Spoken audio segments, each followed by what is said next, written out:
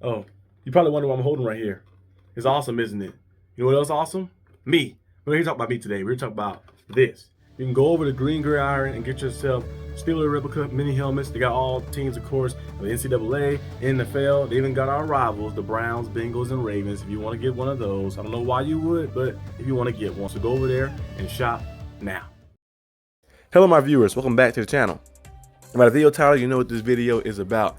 I'm just doing some Steelers updates, news and updates before the game, which was tomorrow. I'm gonna have, of course, the game video, the final prediction video tomorrow morning, and then I'm gonna have, of course, the post-game show coming after the game too as well. I'm gonna be live streaming on my channel, the Arsenal D.B channel. So if you want to come over there and watch the live stream, you can watch it, the live watch party.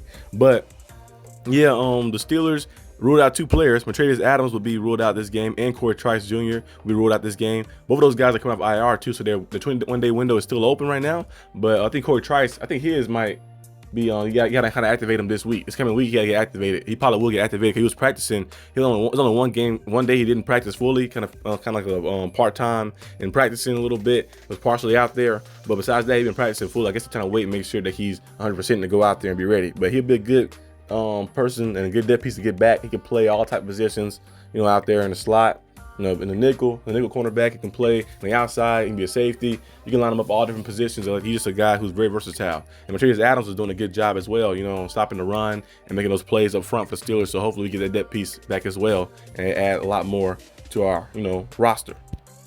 I also want to discuss, of course, the red zone.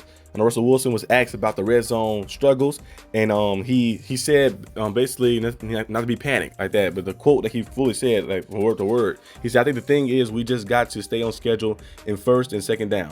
He said, Wilson said, "I think that's a big thing. And then it's always about playmaking down there. We got to make plays and we've got to find plays. And I don't think we're far off.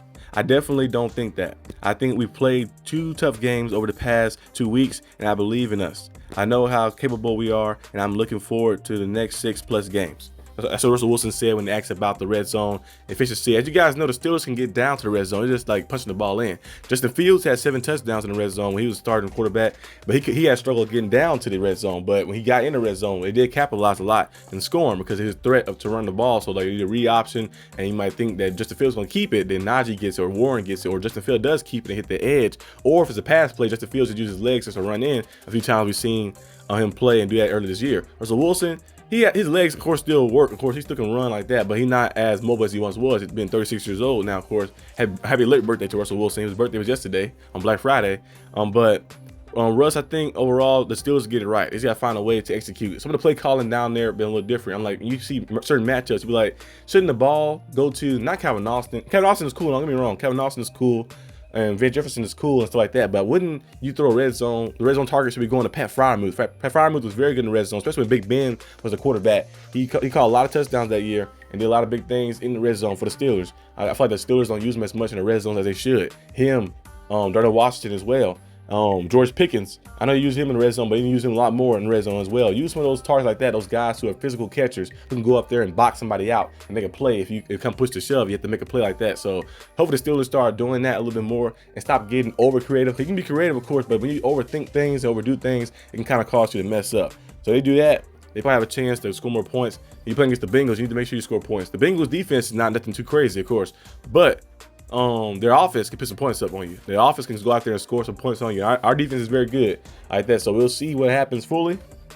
If our defense go out there and get some stops, get some pressure in, but I wouldn't be surprised if Bengals put some points up because they got a nice offense. Jamar Chase, Joe Burrow, T. Higgins, those guys can make some plays. So we'll see what happens fully in this coming game. But it's kind of all the news I have really for today. Most of the news, nothing too crazy that's going on around the Steelers world. Just them talking about some things and getting asked questions, of course, about things ahead of the game tomorrow, which should be a good game, division game. In my opinion, I think it's a must-win game for the Steelers because if you lose this game right here, you drop down to maybe 8-4, which is still a good record, of course, but you put the Ravens back in contention for the opportunity to balance and value you out for the first spot. But if you win this game, it'll be 9-3. The Ravens got a tough matchup too against the Eagles. So we'll see. I picked the Ravens to win that game.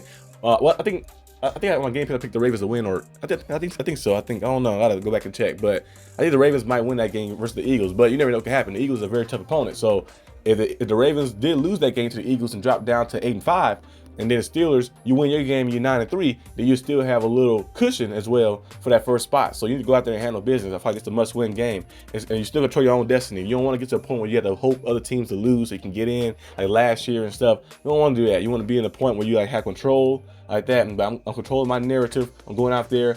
We win this game, keep winning. We get ourselves in the playoffs, win the division, and all that stuff. So you want to go out there and make sure you keep handling that. We got 6 games left.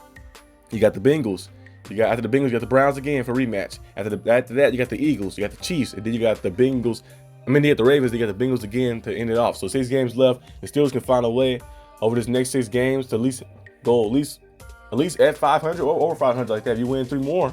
You win 3 more, you have 11 wins, but I think the Steelers can probably win 4 more. They can go 4-2 over that stretch. I have them going 6-3 over the bye week stretch and finishing off 12-5. So I feel like they can go out there over this next course of games and win those. The most important games, division games. Win those games, you see yourself win division, and you guarantee yourself at least 1 home playoff game, and you'll see what else happen after that. But that's all I have for today's video.